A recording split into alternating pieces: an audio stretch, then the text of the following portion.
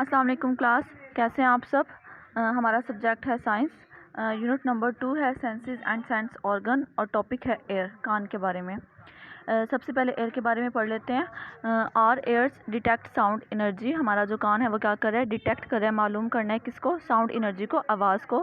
So that we can hear, तो जिसकी वजह से हम लोग क्या कर पाते हैं, सुन पाते हैं। हमारा कान जो है उस आवाज़ को डिटेक्ट करता है और हम लोग क्या है उसको सुन पाते हैं।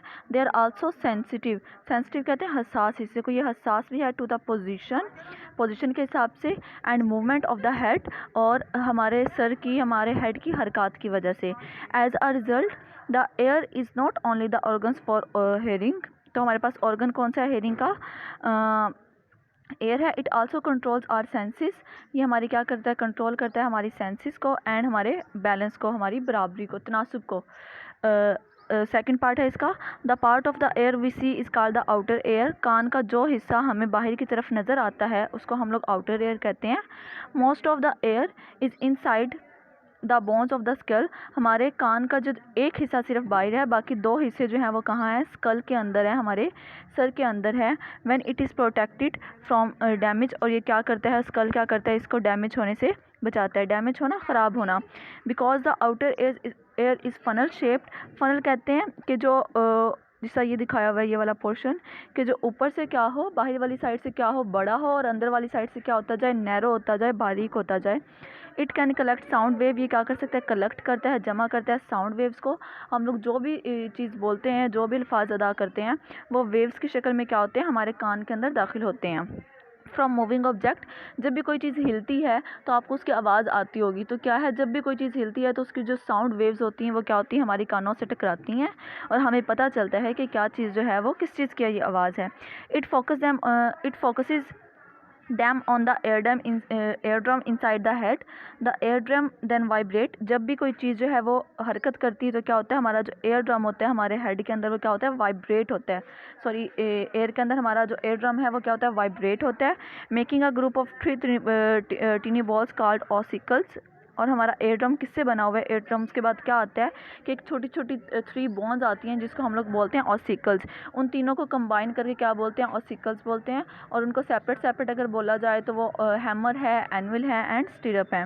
That are attached to it vibrate as well. जब एयर ड्रम वाइब्रेट करता है तो साथ में क्या होता है कि वो जो बोन्स हैं 3, वो भी साथ में क्या होती हैं, वाइब्रेट होती हैं। ये आपको यहाँ पे पोर्शन दिखाया हुआ है एयर का। सबसे आउटर पोर्शन में आपको दिशा नज़र आ रहा है कि ये वाला इतना पोर्शन जो है ये सारा क्या है, आउटर पोर्शन है।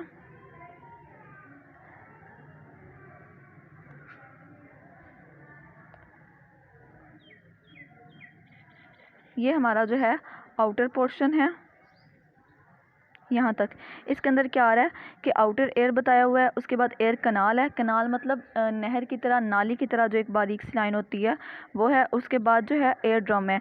एयर ड्रम जो है वो किस में आता है, हमारे मिडल एयर में आता है, दरमियान वाले हिस्से में आता है। यहाँ से आपको नज़र आ रहा होगा साउंड वेव्स लिखा हुआ है। ये जब भी कोई चीज़ हिलती है या जब भी हम लोग कोई बात करते हैं तो ये क्या होता है, हमारे कान में साउंड जो है वो वेव्स की शक्ल में एंटर होती है।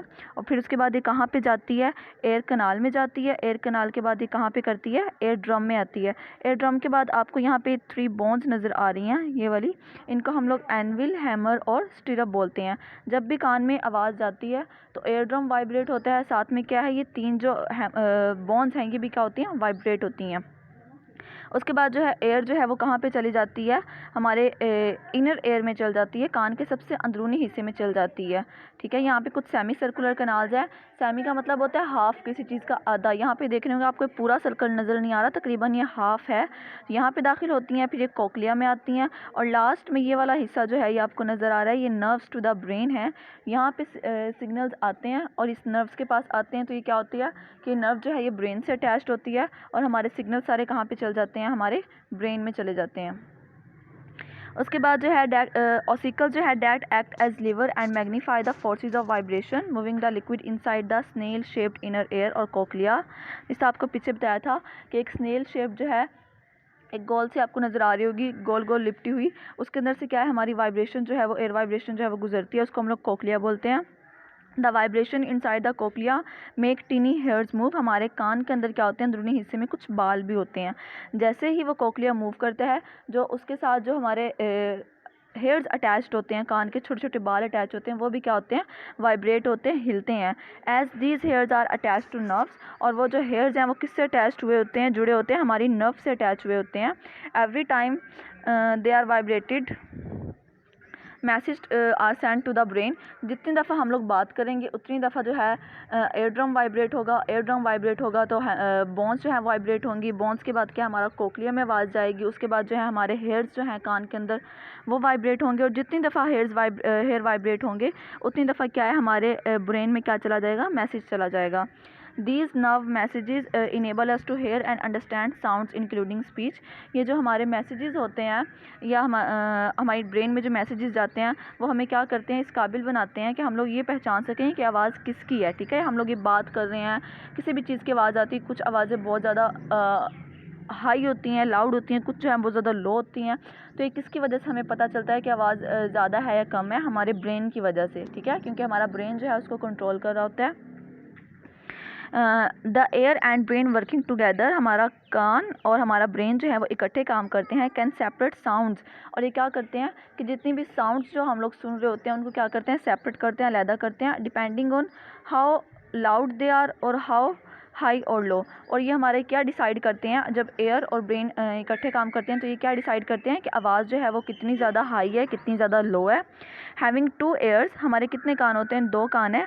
One of each side of the head help us to tell the direction, हमारे जो कान हैं, हमारे जो 2 कान हैं वो हमें किस लिए क्या मदद करते हैं, हमें डायरेक्शन बताते हैं, सिम्त बताते हैं कि आवाज़ जो है हमारी किस तरफ से आ रही है। As it will be slightly louder in one ear than the other unless the sound is straight ahead or immediately behind us।